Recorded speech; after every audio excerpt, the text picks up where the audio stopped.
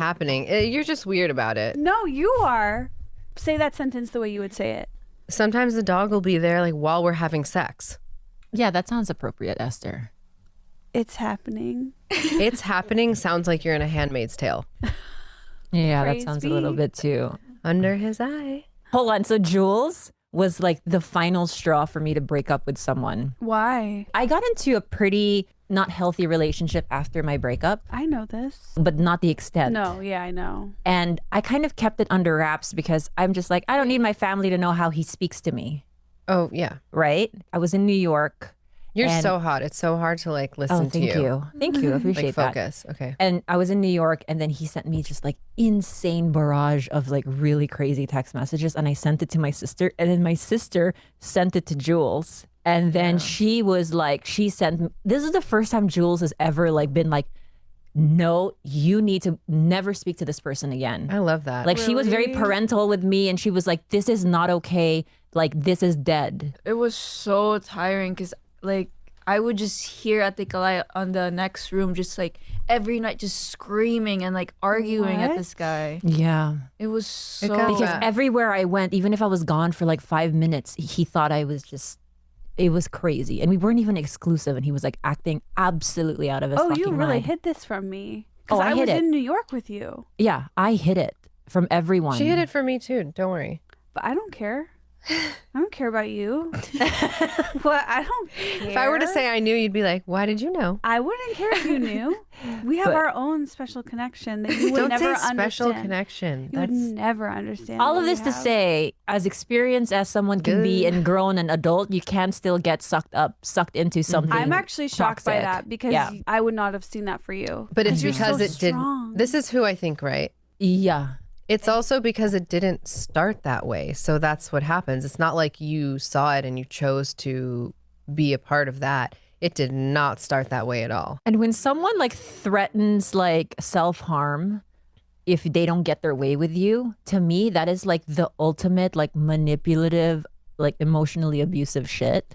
You guys are similar where you will just go through something and then you'll wait 5 years before you tell me. And I'll be like, okay. Me, I'm like, the second it happens, I'm telling everyone everything. You guys will hold it in so calmly and casually. Yes, both of you do that. Do you do that, Jules? Yeah, she's the most delayed reporter. But I think I've learned that from you too. They were like, Why? Because I'm delayed? yeah. No, because you know what it is, Jules? I don't want to put that on your day. Yeah. If I really need your help, and I did Yeah. eventually ask you for your advice, right? I'm like, hey, is this crazy? Yeah. Because I knew you would have like really good insight. But no, you're going about your life. I'm not going to put that on you. I think that I got to, I don't know if this is with you too, I got to a certain age where that behavior in me started happening, where there was a delayed response. Because when I was younger, everyone's going through stuff and there's not like real big life things that you feel like people can't give their focus to you. Right. Unless this is the last conversation that I'm going to have about this, I can't be like I don't know how just. you guys wait. I think I got bad advice by from watching Married at First Sight. What? It's a show I watch, MAFS. I love it. Been watching since season 1. So one of Is the what you do when you're not answering my call? yes, This is what Khalyla does when she's not answering your call. Same to you, bro.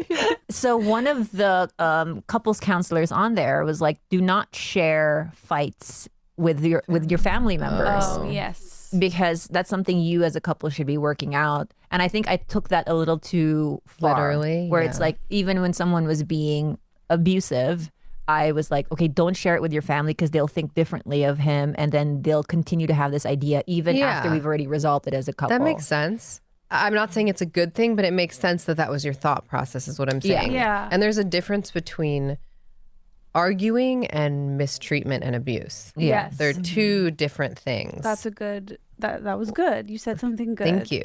Thank you. It's kind of juvenile when you think about it to like go to your friends and complain about your partnership or whatever. It's like, I think it should be dealt with like within the couple or like a couples therapist or something. As long as it's in the Not like no abuse. foul play. Yeah. Yeah. Like as long as they're not being abused or, someone isn't like in a narcissistic trap. Or chokehold. make sure that you're also sharing like the good shit, because a lot of times you Oh. only share the bad shit and then you wonder why your friends have this like perception of your partner and only a negative light. And it's like, well, bitch, you only done shared with me the bad stuff. I've seen this go down with so many friends where I'm like, oh, this is so easy. So, Khalyla revealing that she hid an abusive relationship right after she broke up with Bobby Lee. And then, did she say that the guy threatened to like hurt himself? And that they weren't even really exclusive, well, at least to begin with. So she broke up with Bobby Lee and immediately hooked up with a guy who she claims to be a psycho. I wonder, though, if this had been the relationship that technically her and Bobby weren't broken up yet. And that's why she didn't just end it with the guy. Because what she made it sound like the dude's crazy, and the dude might have had something on her, like, oh, you're still technically with Bobby Lee. Maybe that's why she didn't end it. I don't know, but she keeps revealing more and more and more. I feel like ever since she took the glasses off, she still has a little. Not that much. We're about 10%, half a Hulk face going on here. Not the full half, but she's, I think, finally decided, look, I'm not going to wear the sunglasses. I'm going to start opening up more. She finally officially admitted that she had a baby, even though she had talked about it before, but she did the official announcement like a week ago. So she's opening up more and more, and now talking about that the first relationship she had after Bobby Lee was an abusive relationship. Ugh. I wonder if she brought him around Bobby Lee too. Probably. But she said they weren't, but all the other girls seem to know who she's talking about, so she had to have brought the guy around. I don't know, the whole thing just sounds odd to me, but she continues forward. She hasn't been on Tigerbelly as much lately, but she still pops in here and there, so I guess she still is a co-host on that, but she's been doing a lot more Trash Tuesday stuff. I really do just miss Annie Lederman from this podcast, to be honest with you, though.